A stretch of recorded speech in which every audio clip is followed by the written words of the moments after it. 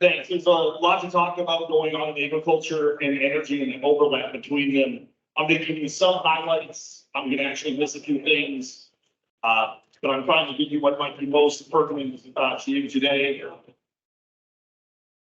A new term, or at least it has been for a few years, renewable diesel, something to get familiar with. So renewable diesel is a biofuel, maybe the same vegetable oil fats freeze as biodiesel, but it's different. Very important, it meets the diesel spec. So all of those considerations in terms of logistics, in terms of moving it and the use of the product, no longer constraining this diesel analog, because it essentially is diesel, it's the diesel spec. So this is really important to a lot of what's going on in agriculture. There's about 5 or 6 huge drivers right now in ag, and this is one of them, including here in the state of North Dakota. Again, what it's not, it gets confused regularly, it's not biodiesel. We've been using the term biodiesel for decades now, but it's a different product. Biodiesel has a different spec, it's made a different way, it behaves differently, which limits your ability to move it and use it. Biodiesel is not a drop-in fuel, renewable diesel is. A lot of what's happening now, the biofuel market is being driven by the state of California. They created a policy called the Low Carbon Fuel Standard almost 20 years ago, which incentivizes lower carbon fuels. This has resulted in the establishment of this tremendously large renewable diesel market, as well as the use of other biofuels. It's a photo a friend of mine took. His name's Joe, he lives in Orange County, California.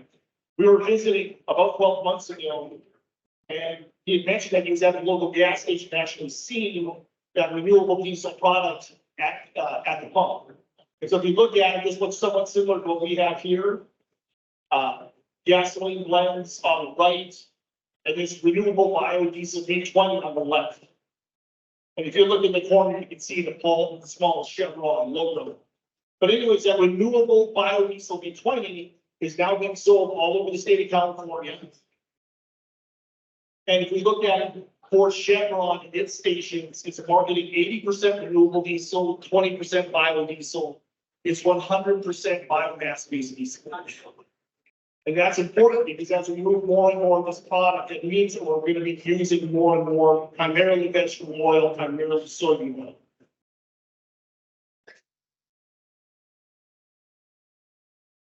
Yeah, so great question. I actually took on a slide that was before this. So the question is there a difference in price between renewable diesel and regular diesel? And the answer is not really. At the pump, it's the same or less because they have to sell renewable diesel.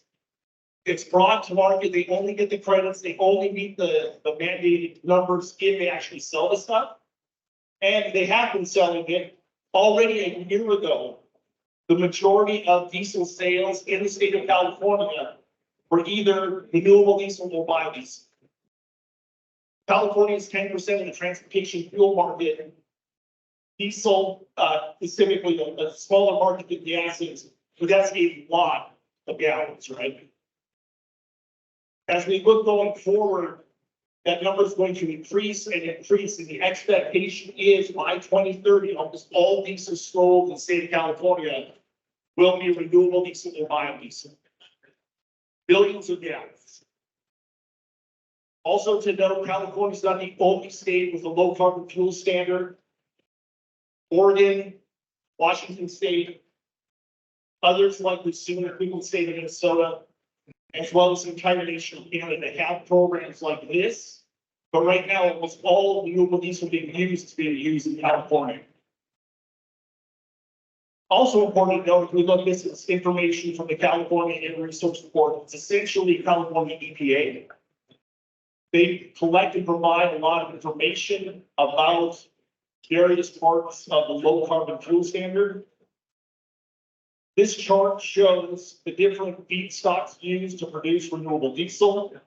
And it's very, very important to note that until recently, it's almost been entirely tallow, beef fat, or used cooking. It's only within the last 2 years that they've really started using soybean oil and corn oil. And with the expectation going forward that they will provide all the room for growth. I had this picture up before. This is Marathon Dickinson. This was completed 10 years ago from an operation in 2014 as a traditional petroleum refinery. It was converted, or began conversion about 5 years ago. It's been in operation for a few years now. And for a while, it was the largest renewable diesel factory anywhere. It's interesting. In terms of petroleum refineries, it's very, very small. There are refineries in the US Gulf region that are almost 100 times as big. It's huge on the biorefinery side. It's as big as the largest dry middle ethanol refineries. And one thing you get across in this, and you see this with ethanol, we can contribute a lot as agriculture. But we use a lot of oil, gas, and diesel in this country. And even to complement that takes a whole lot of product. And really it ends up being just a percentage of what's actually used. So some quick math. You actually got a little bit lucky today. Typically I walk through the math, but I'm limited on time. Just walking through an example. So El Segundo is a Chevron refinery in Los Angeles. Fully built out, it will have 1.5 billion gallons of capacity. If all of if only soybean oil was used to supply that, it would take the oil to 25% of the entire US economy. A lot. Folks at Marathon, folks at Chevron are very interested in what's happening in the Midwest because they know they need more oil. At the same time, there really isn't enough to do this. There's only so much that can be contributed by agriculture in terms of feedstock, primarily vegetable oil. You've seen Spearwood, Green Bison, which is a joint venture between Marathon and ADM, is now operational. I think they're accepting local soybeans for delivery. So that's in full effect. North Dakota soybean processors is under construction right at Castleton, right next to the corn ethanol refinery. Bellevue about the same size. There's a facility in Mitchell. It's a multi-seed crushing plant. That's going to come online soon. And we also have another proposed plant here in North Dakota, which is a Epitome, which will be located near Grand Forks. If we look at the amount of soybeans that could be crushed, even between the two existing facilities, you're talking about 2/3 to 3/4 of the North Dakota soybean. And really, back at the envelope, what you should think is we used to export soybeans. Oftentimes, we would harvest them, bring them to the elevator. They would sit very, very short amounts of time and put on a rail car, sent to PNW, sent to Asia. It's not going to happen anymore. We're going to crush everything. And we have meal available, we'll have vegetable oil available, but in general, the vegetable oil will not be leaving the United States. It's too valuable here. Making this more interesting are developments in Canada. Provinces in Canada have long had low carbon fuel standard type programs. They now have a national program, which is really quite similar to California's. It's very interesting for a couple of reasons. One, it's a relatively large market. It's a big country. There's a lot of activity there. It's also currently a very large market for North Dakota corn ethanol because we have a Canadian Pacific that gives us great access to Canada, especially Western Canada, which has had similar programs for quite some time. But really interestingly, they're going to allow refineries to adjust the carbon footprint of crops being used based on what they actually buy. And so this is different. In the state of California, all corn has the same footprint. What Canada is going to say is, you know what, if you are no-till, if you use a low carbon fertilizer, you can note that. And in essence, as we bring those products to market, you will create more credits and you will want them. What that could mean is that could make it back to the farmer through the supply chain for having those practices. And it could be long time practices. You could be long time no-till. you're gonna have a smaller carbon footprint than pretty much anybody else. The corn ethanol refinery, be it, near Washburn or be it, down by Jamestown, they'll be able to take account for that, live that to Canada, generate more credits, make more money. Really, really quite different. Switching gears, just a bit, we're talking about the Canadian renewable diesel market. They currently have 7 refineries planned or under construction. Primarily in the prairie provinces, right, where canola is grown. And refining capacity of about 4 billion gallons. So not quite as big as that El Segundo, which is a single facility, but quite a bit of capacity. And then we can look at the last point.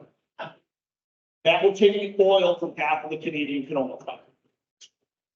And they're building those things to run, right? You don't build them to sink. So this gets really interesting. For quite some time, folks in the oilseed business were concerned about extremely large surpluses. Right? Having way too much vegetable oil, soybean oil driving down the price.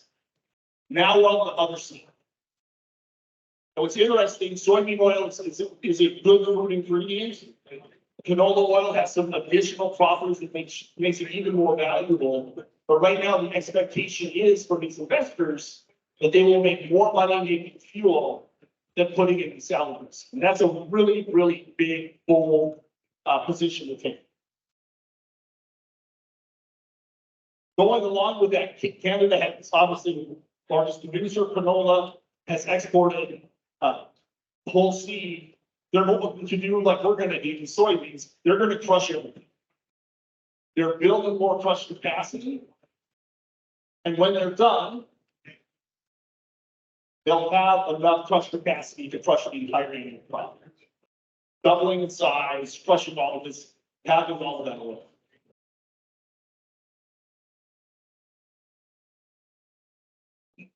Another thing to talk about, sustainable aviation fuel. This is biojet. So instead of taking fat oil and grease to make renewable diesel, we can also make jet fuel, meets the jet fuel spec or close to it. Or you can actually take ethanol and other 2 steps and make jet fuel as well. It's really interesting for a couple of reasons. One, aviation is tough to decarbonize. Liquid fuel has a lot of advantages. The joke is obviously you don't want batteries in your plane, right? They also have the characteristic of having customers who are very affluent and may have interest in the environment and so on and so on. Partially passenger travel, but really the folks who can move this are the corporate clients. If Microsoft says, we will only use your airline if the carbon footprint is so small, Delta United American will change quickly. One of the things in my position I've had to be careful with over the last 10 years is getting in front of things. So sustainable aviation fuel is not new, but I wouldn't necessarily talk about it even this last year until I got called from a large bioenergy company. And they brought to my attention that the EU was going to mandate the use of sustainable aviation fuel starting in 2025. Only 2%. Europe is a very small jet fuel market compared to the United States and just a sliver globally. But that's their goal. And if I look at my watch, we're now less than 12 months away from 2025. And Canada's long had the position where they're not going to use food crops to supply bioenergy. So the call that I got was, hey, what else can we use? And I said, we do grow other industrial oil seeds, perhaps. But that really doesn't meet their interest either. We need to, in short order, start supplying industrial oil from crops that we haven't really grown traditionally, for the simple fact that they were used for food. And so if we look at the oil seeds that exist, and NDSU has done research on this about 15 years ago, crops, you might as well put this in a camelina. If you haven't heard of it, write it down. Cargill in West Fargo had a contract out last fall for winter grown camelina. It's kind of a unique contract. This would be not the greatest year to grow a winter crop with no cover, right? But that's what they're looking for. They're trying to say, my gosh, how does industry source all of this vegetable oil for renewable diesel and all of this vegetable oil or industrial oil for European aviation? And it's going to be really tough. And this is where it gets interesting, where winter crops somehow double cropping, picking oil seeds that have more oil content. Soybeans are only 19% oil. All of those things are in the mix. And I'm not exactly sure. I talked with Frank Olson, my colleague, who focuses on the crop side. We don't see this. We don't know what the future has to be to make all of this work. But really what the markets are telling us, and they're going to tell you as farmers with higher prices going to the future for oil seeds, is they need more. Just more of everything.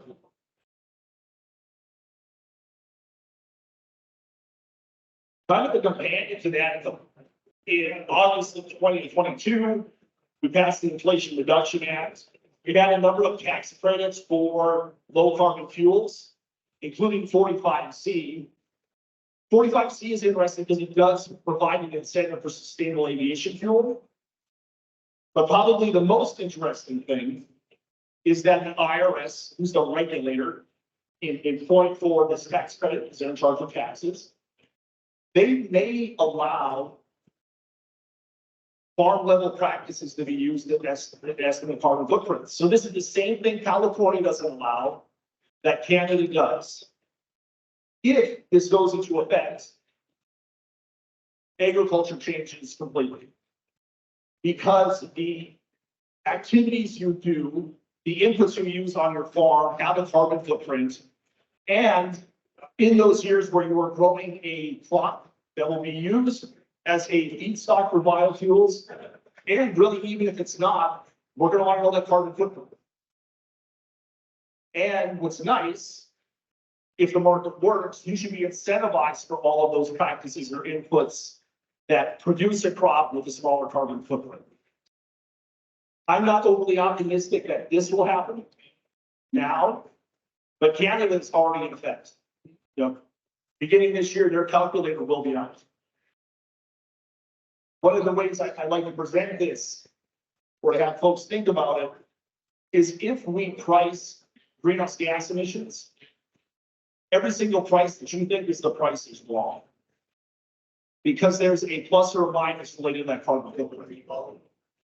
And in many cases, it will be of value to you to do new things or continue to do things that have small impacts on emissions or that capture carbon in the soil. Related tax credit 45Q, which has been on the books for a long time, was modified by the IRA, increasing the tax credit for carbon capture, use, or storage. On the ag side, I think we're all familiar with the idea of, or the business that's being discussed, of building pipelines, collecting CO2 at corn ethanol refineries, moving it to geology and storing it. In North Dakota, we talked about Summit, because that's the only project here. I gave this talk the first week of October. When I first put the slide together, it was 3. 2 days later, one of the projects said they were pulling the plug because it's too difficult to build pipeline projects. And now we're down to 2. They're both facing serious headwinds in terms of getting through the processes they need to be permitted and built. But all of this comes back to the 45Q tax credit, which is tremendous, as well as having that corn ethanol having a smaller carbon footprint. Long term, the corn ethanol industry does not know how it exists, how it can remain profitable if they don't have the pipeline. Because they can't access that 45C credit. They're going to be limited in terms of their marketability into all of these low carbon fuel states or countries. I'm going to finish up with a bit of an aside. So in my title is bioenergy, right? Biofuels. But I've spent the last 10 years in this space where greenhouse gas emissions matter. And the last couple of years, we've heard a lot of talk about carbon contracts. That is different than what we talked about now. California has or creates a regulatory market. Corporations are creating a voluntary market. No one's forcing them to do anything, at least yet. But anyways, an entire new set of standards are being developed so companies can calculate their greenhouse gas emissions. In essence, now they're all going to, and they all doing this now, they're keeping 3 sets of books. The real books, the one for the tax man, and now the one for greenhouse gas accounting. They're hiring folks, and nobody really knows how to do this because we're developing on the go. But these emissions are important and will be increasingly so. And I want to take 1 second to talk about how we look at greenhouse gas emissions from a business standpoint. There's essentially 3 buckets when we think about emissions directly from the business, emissions from the power they buy, and the emissions from their supply chain. I imagine that most of you are not operating as a publicly traded company. But because your suppliers and your customers are, and you are in their scope 3, this is all pretty important. Because again, they are looking at and preparing for regulation for emissions and not just their own. Now, this could be a John Deere or a General Mills or Anheuser-Busch, but it's very much about how they think about business and what they expect. Want to highlight just one program. There's a number of carbon programs available out there today with varying levels of activity in terms of trying to actually get farmers to sign. Here's one from ADM that I'm ran because it was the first one that looked good. Nothing for against ADM. They have a program now that will pay by the bushel, by the crop for different practices. And it doesn't really matter if you've been doing this for years. So this allows someone who's been no-till to receive payment. But if we walk through it quick, I should pull, some of this is actually from the state of Nebraska. They do have a program for North Dakota. But anyways, cover crops, fertilizer, no-till, major crops, and it has to show that it reduces emissions or removes greenhouse gases from the atmosphere. And right now, they're looking at dividing the payment between 2 and 7 cents. 2 to 4 cents per bushel of corn, or 5 to 7 cents per bushel of soybeans. Across a relatively large commercial farm, that's substantial revenue. As I visit with ADM, they're not aggressively marketing this. What they're really doing is a demonstration. They want to build up the capacity and test the ability of their system to work and perform this for the smart, which is really similar to what the carbon contract folks are doing. At the same time, they will sell you net neutral flour. So this is going to be something where they buy carbon offsets. But in a lot of cases, this is what we're looking at for the future of the procurement in agriculture, where there will be a category for low carbon crops, low carbon food ingredients, low carbon food. So a lot of you may be sitting and saying this doesn't matter or doesn't impact me. And I would say probably to each one of you, you're wrong if you're thinking that.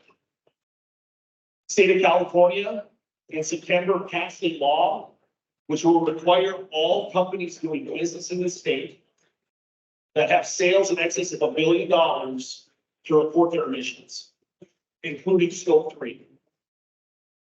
About 700 companies they think will be impacted. So then my question to you, how much of your grain ends up in beer or bread or pasta that's shipped into California.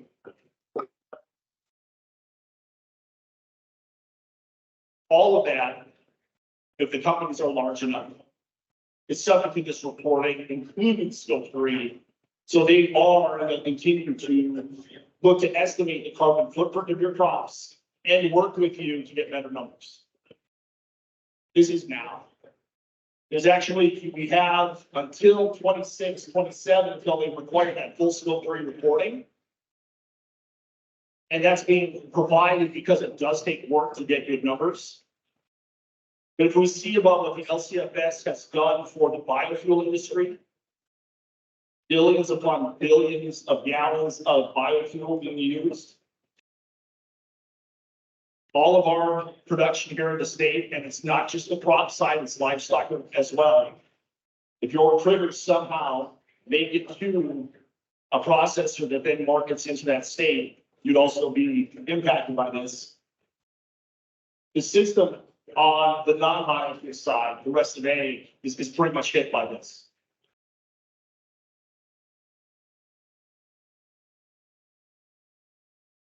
I try and even think about the folks who might be the exception.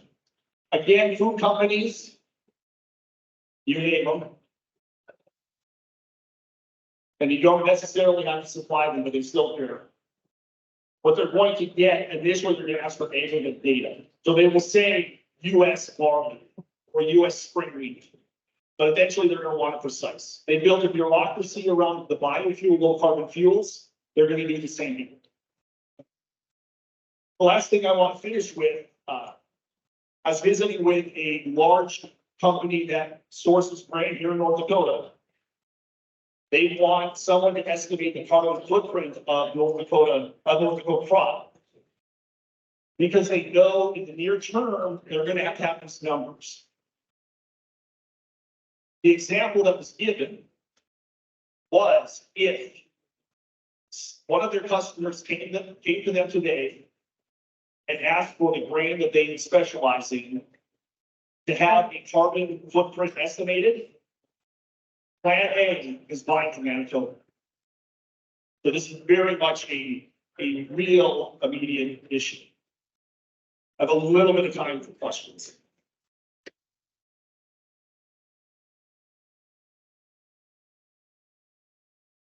Yeah, so the point's made, and I agree with it, that collecting and reporting, monitoring, verifying this type of information is very resource demanding.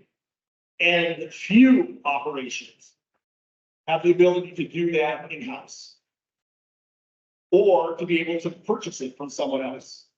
Right now, again, what they're looking at is, for example, a national number for barley, a state level number for barley, and eventually they want a field level number for barley, your field. And it's going to take a few years to get there, but it's clearly on the horizon. And one of the things that will help, we have to develop the technology to help facilitate this. But I'm confident, I don't know how long I'm going to live, but I expect in my lifetime, I live far. But anyways, in my lifetime, that we will have data collected on your farm that makes it all the way through the supply chain, where a person could grab their can of beer and trace it back.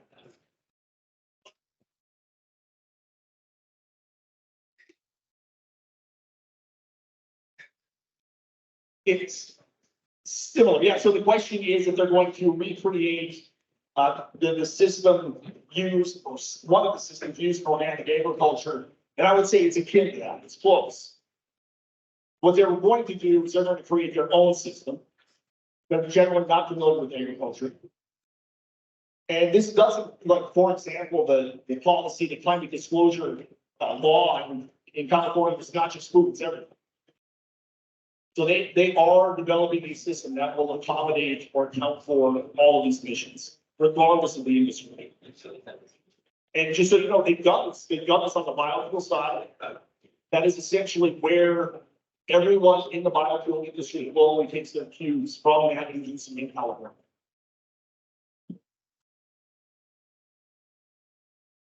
Yep.